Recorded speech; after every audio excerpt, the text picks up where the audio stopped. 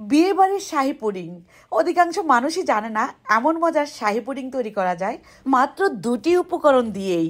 ঘরে থাকা উপকরণ দিয়েই তৈরি হবে এই শাহী পুডিং। মুখে দিলে তো মিলিয়েই যাবে। আর এই পুডিংটাই কিন্তু হাজার হাজার টাকায় বিক্রি করে বড় বড় রেস্টুরেন্টে। আমার আজকের এই পুডিংটা বানাতে মাত্র ৮০ টাকা খরচ পড়েছে। এই পুডিং বানানোর পর অন্য কোনো পুডিং বানাতে আপনার ইচ্ছেও জাগবে না, শুধু এটাই বানিয়ে খেতে ইচ্ছে করবে। যেহেতু খরচ এত কম, তাহলে অন্য পুডিং কেন?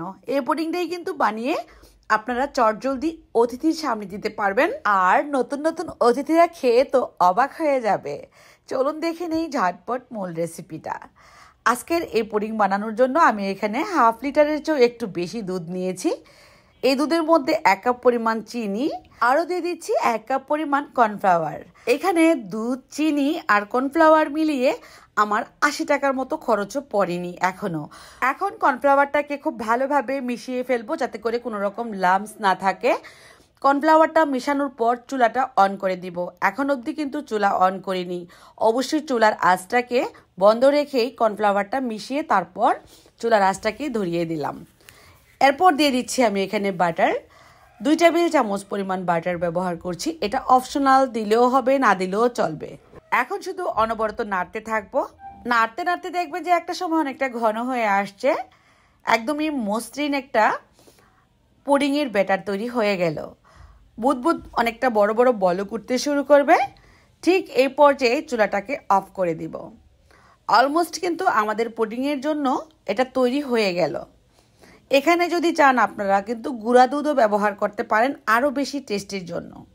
এখন একটা কেক মোল্ডে কিছুটা পরিমাণ ঘি মুছে দিয়ে আমি এই পুডিংয়ের ব্যাটারটা ঢেলে দিলাম। ওপর থেকে একটু জাফরান ভিজানো পানিটা দিয়ে দিচ্ছি আমি, সুন্দর একটা কালার আসার জন্য। এটাও কিন্তু অপশনাল, দিলেও হবে, না দিলেও চলবে, শুধু একটু সৌন্দর্যের জন্য দিয়ে দিচ্ছি। এখন ফ্যানের বাতাসে রেখে দিব এটাকে 30 মিনিটের জন্য, যতক্ষণ না পর্যন্ত ঠান্ডা হয়। ঠান্ডা হওয়ার পর ফ্রিজেও রাখতে পারেন। আপনারা কিন্তু চাইলে সপ্তাহ জুড়ে এই পুডিংটা বানিয়ে রেখে অল্প অল্প করে খেতে পারেন। অনেক বেশি মজার এই পুডিংটাকে আমি এবার মোল্ড আউট করে নিচ্ছি। আমি একটা কেক মোল্ডে তৈরি করেছি এই পুডিংটা। খুব সুন্দরভাবে কিন্তু ইজিলি এটা খুলে আসলো। চাইলে আপনারা স্টিলের বাটি বা আপনাদের পছন্দ মতো যে কোনো কাচের বাটিতেও এটা বসাতে পারেন। ওপর থেকে একটু গুঁড়া দুধ দিয়ে দিলাম একটা ছাঁকনি দিয়ে। চেলে দিলে কিন্তু সুন্দরভাবে এটা পড়বে। তারপর এখন শুধু খাওয়ার পালা। আপনি কিভাবে ডেকোরেশন করবেন এটা সম্পূর্ণটাই আপনার ইচ্ছে।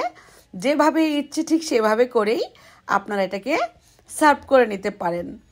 এত বেশি মজার এই পুডিংটা তৈরি করা কিন্তু খুবই সহজ। দেখে নিশ্চয়ই বুঝে গিয়েছেন কতটা বেশি মজার হবে এটা। মুখে দিলেই শুধু মিলিয়ে যাবে এমন। রেসিপিটি ভালো লাগলে বেশি বেশি করে শেয়ার করে দিবেন। সবাই অনেক অনেক অনেক বেশি ভালো থাকবেন, সুস্থ থাকবেন। আবারও দেখা হয়ে যাবে নতুন কোনো রেসিপিতে। আর কমেন্টে কিন্তু আপনাদের মতামত জানাতে ভুলবেন না। আল্লাহ হাফেজ।